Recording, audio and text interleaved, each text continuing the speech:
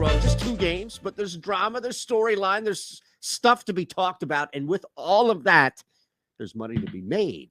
So we appreciate your rolling with us. Hopefully you paid attention, not to toot or pat or do anything else here pedestal-wise, but hopefully you're paying attention. I know I have a lot of pieces of content here on the Odd Shopper channel, much to management's chagrin and all, but we do a lot. We do the NBA, we do the NFL when it's around, and we're still doing baseball. So we had a nice, juicy plus 600 MLB parlay last night in the World Series. We are on fire in the World Series. I know last night here we went 2 for 5, so not great, but again, if you're paying attention to everything, we're doing fine across the board. Look, I'm going to tell you how you can make some extra money, because while we went 2 for 5 here, we did really well in the Discord last night. So here's how you can turn $5 into $200.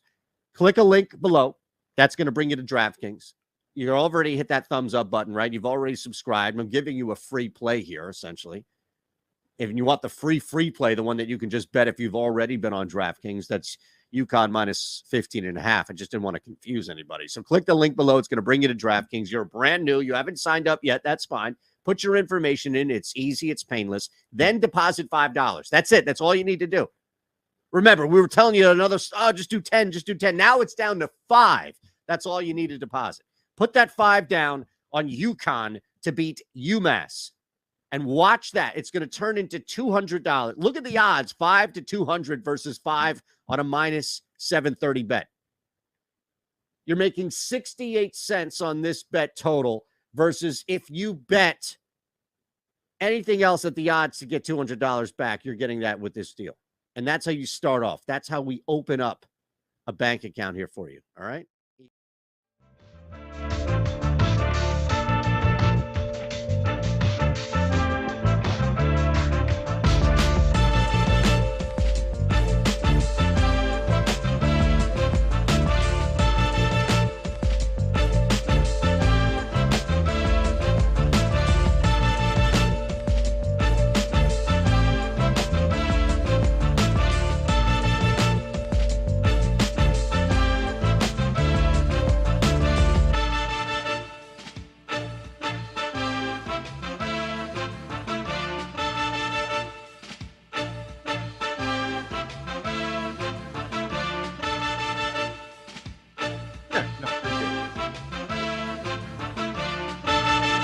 I have a vote, and I think I do here. I think you would watch it.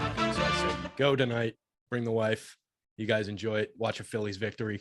Watch your Phillies get to Justin Verlander. If I passed on the night where the Yankees got no hit in the World Series, bro, when I get to heaven, listen here, Jesus, what are we doing?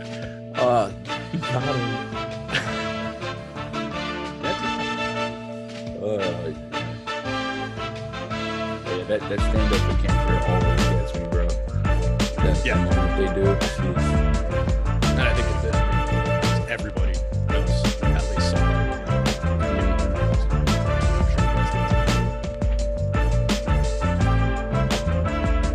Yes, now that I'm all pepped up and happy. Oh, no.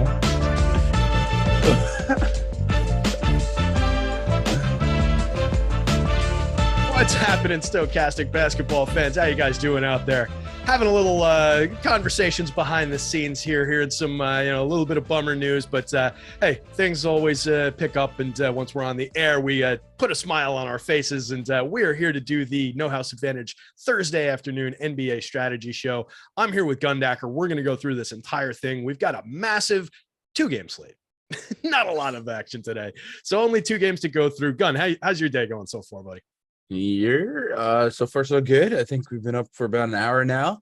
Okay. Keeps going. 2-game slates are kind of a day off for me. Like I still work, but it's so much less work that it feels like a day off. And then I know that feeling pretty well. Not exactly a lot to do. The spreadsheets come together a lot faster, the minutes and so on, No, it's been good. You watched the World Series last night, I imagine? I did, man. What a wacky playoffs this has been. when they got down 5 runs, I was like, oh, they're gonna do this again. Okay, lit. Right. Nope. Yep. My buddy Charlie was here. He's a big Phillies fan. He was in his powder blue Phillies jersey, all fired up for the game, and his evening declined as, as it went on. And but he felt the same way. You know, just early on, it was like, all right, we're gonna just do this again. Here we go. And it just didn't get there. But I saw in our Discord somebody posted a thing that it was the first time that a team has ever been no hit the day after hitting 5 home runs in a game. So there's that. That's a little wild. Second no-hitter ever in a World Series. But yeah, it's been a wild postseason, been a lot of fun. But we're here to talk about No House Advantage and the NBA tonight. If you guys aren't familiar, No House offers prop-based contests. They've got a Against the House contest with very tight lines that are similar to what you see out in sports books. And you can make your picks there, and you're playing against the house, where if you get all 5 right, you hit a 20x multiplier on your on whatever you put up for the entry. In their versus the field contest, you're playing against other people. You're building a lineup. You're making the same picks, and you're ranking them by confidence points. And the lines are a lot looser. And that's what we typically talk about on this show, guys. So we're going to go through some of these picks for the 2-gamer tonight. We've also got a little deal with BetMGM that I'll tell you guys about in a little while. But Gun, why don't you start us off? Anything leaping to your attention as far as like injuries or anything like that to worry about between these 2 games that might create or take away some opportunities before we get into like pick by pick? Man, it looked like that Terrence Ross was the main one from this early game. Golden State listed Iggy out, Dante DiVincenzo's down. The Magic have been kind of limping all year. Cole Anthony's still down. That's the most I would say actionable piece of information I believe from the Magic is a guy like Cole Anthony not playing, because it creates an opportunity for the Magic to kind of surprise us with their lineup. They rolled out like a really tall lineup with Franz Wagner, Ross, Bobo, Boncaro, Wendell Carter. I can only imagine if Terrence Ross doesn't play. Well, I would assume Jalen Suggs slides in there, but this is going to look like a bunch of 7-footers against the Warriors, and Warriors trying to at least break even on that losing record they're working with so far. The latter game with the Thunder, they've been a nightmare all year with the Giddy and the SGA news. It looks like right now we're kind of safe when it comes to that.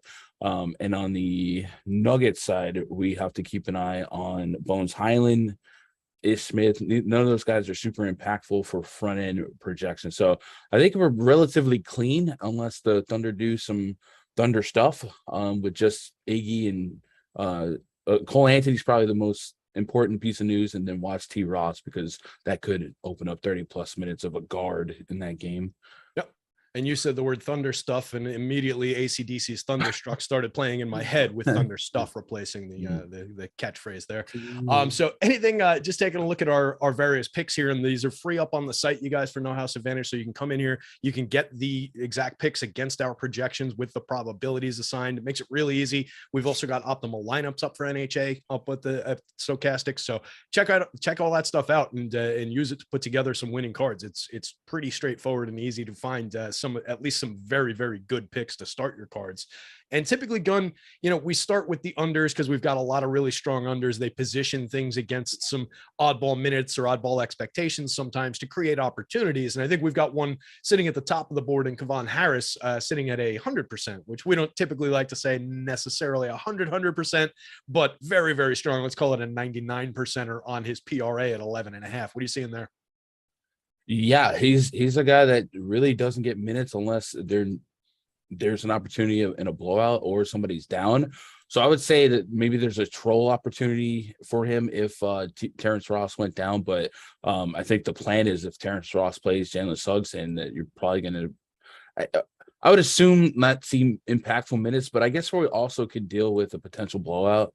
Dealing with the Warriors here. But I'm in full agreement here. I mean, this is a guy that is allotted scraps if it stays somewhat close. So I do like the under, but I could see an avenue of trolling if we deal with a blowout, T. Ross injury, and then we'll see what they do with Jalen Suggs. Yeah, just maybe the question mark around Ross, definitely could create that opportunity where he slides into a few additional minutes. I'm just looking at what he's done over the course of the season, and we've got him with a 2.2 minute projection. That's why there's such a big gap. We've got him with a 1.13 projection on the PRA, right? That'll change a little bit if we see him, if we see Ross not play. Maybe we slide him 8 to 10 minutes, but in 11.7 minutes over the first 6 games this season, he's averaging just a 5.3 PRA. So we're still not even halfway to that line. Even if he sees, 11, 12 minutes, something like that. I think we need him to get, I mean, and it's not crazy in 11.5, right? He could stumble into that, make a couple buckets, couple rebounds, but I think we need him to play upwards of like 16 minutes to even have a real concern about him getting there. Do you see it that way? Or do you think he can get there in like 12 in like a normal, without having like the weird outlier performance? No, I see it that way. He would need some 15, 20 minutes to even flirt with that. And it would likely, he would have to be it would be, if it happened, I think it would be fourth quarter garbage time where they just threw in the towel. And that's something we haven't really seen a lot for both teams yet. So maybe they surprise us. We're all I'm assuming that the Warriors can right the ship here, especially if the Magic come in super undersized. But yeah, I think it would have to be garbage time, and I'd rather not bank on garbage time. I'll take the under probability wise. Makes a lot of sense. Another one that's sitting again at 100% is another PRA, Mike Muscala in the later game. He's projected to play 1.8 minutes by our Stokastic numbers. Looks like he missed the last one, played 12 minutes, the 2 games before that, 18 before that, averaging 13.1 for the season. Do you see Muscala getting on the court today? Because that's going to be an important factor in this. And then do you like that 9.5 under? I can't. The Thunder rotation is just very, and it happened like this the latter half of last season too. It's just really unpredictable. If he got on the court, we know it wouldn't be more than 20 minutes. It would be definitely less, probably somewhere between 12 and 18 if we had to put a projection on it. So I would still lean the under, but he is a permanent guy for fantasy that. We've seen some spike games, almost doubled in 2 games on the 23rd and 25th.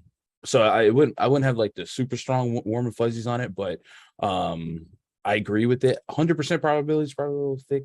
But, yeah, a little bit meaty there, but again, it's against a 1.8 minute projection right now, which is well under what he's averaged, and I think we've probably got him cut down based on having missed that last game. And I'm not sure if he's questionable or why we've got it so low. He's averaged 13.1 minutes a game for the season, and he's putting up a 13.7 PRA average, so he is above that PRA line.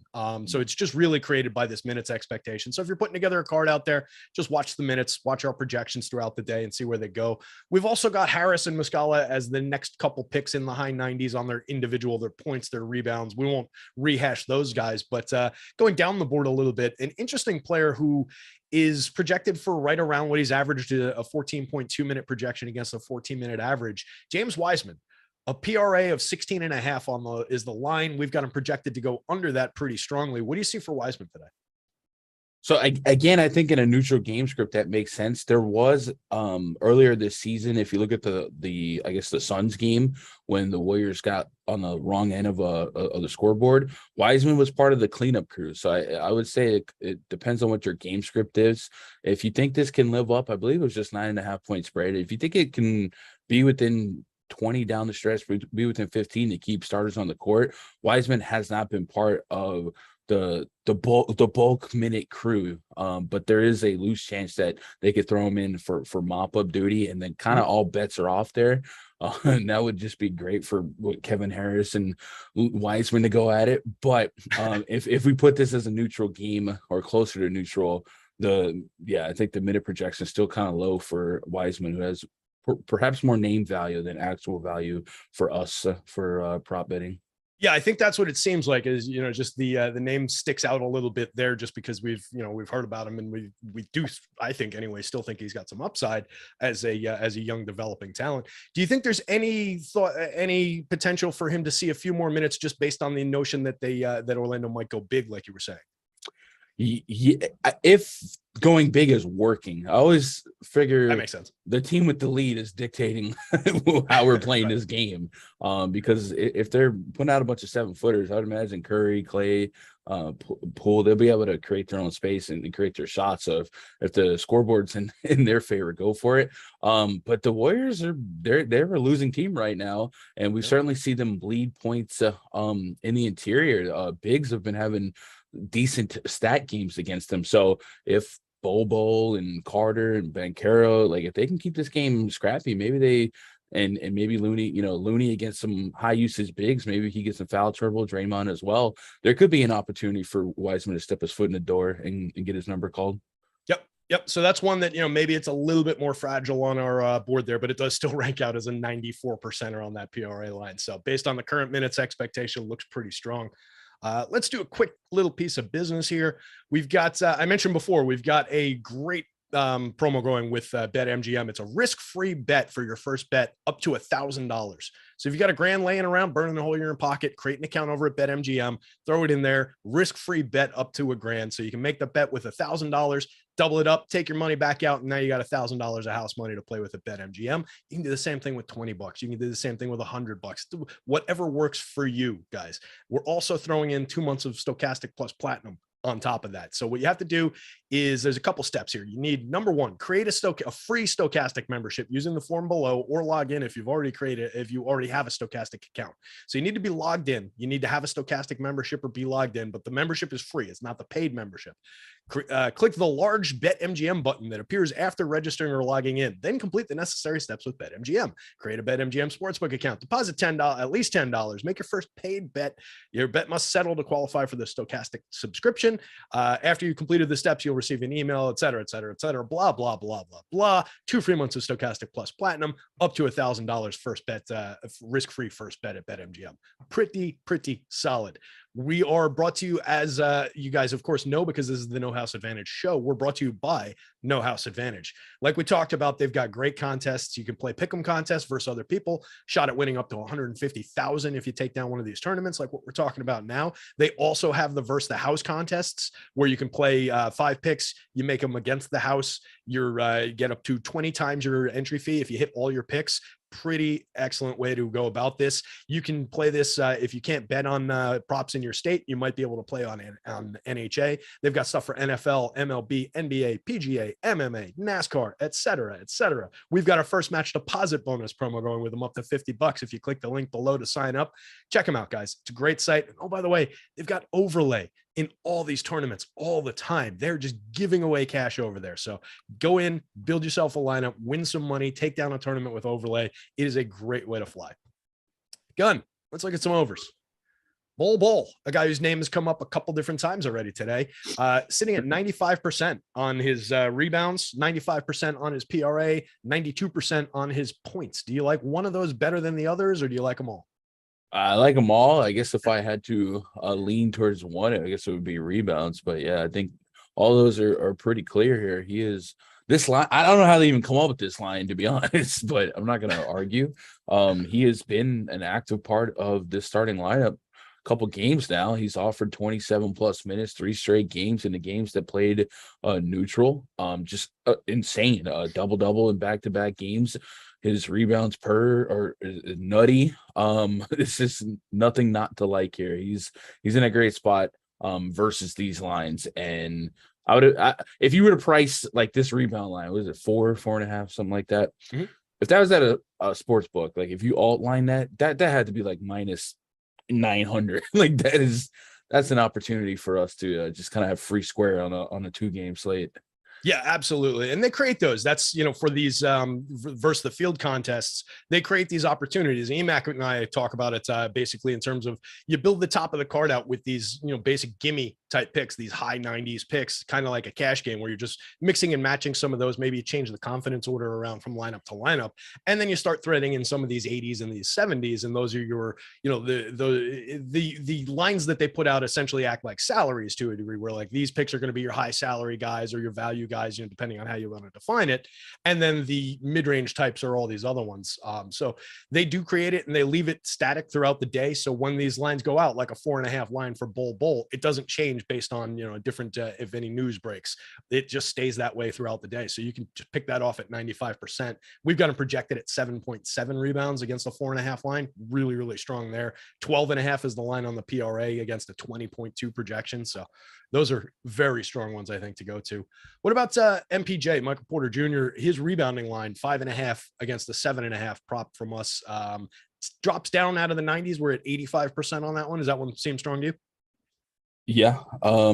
I would definitely be in full agreement with the probability there. A lot of rebound opportunities, I guess you could say, going his way. And we've seen, as long as he's going to get some minutes, back-to-back games, Lakers, Utah, 9-13 rebounds. So we're getting a lot of meat on the bone left on that price. A 5.5. We have him at 7.5. So strong lean on the over. I like that quite a bit. Yep, that one definitely makes some sense there. He's averaging 7.5 in 29 minutes. We've got him projected to play right around there. So we're too shy of the average of what he's doing on the average in that line. I think that one's pretty comfy there. A couple of Eitan Shander Memorial 3-pointers made props here. Klay Thompson, 3s made, 2.5 is the line. What do you think on that one? Eitan. Eitan loves them. He's in the 3-point props. Let's go, Eitan. Yeah, 2.5 is interesting. I think the Jalen Suggs half if we're here for the interest of Eitan, the 0.5 on Jalen Suggs. We mentioned Cole Anthony down, and T Ross could have be a little bit banged up.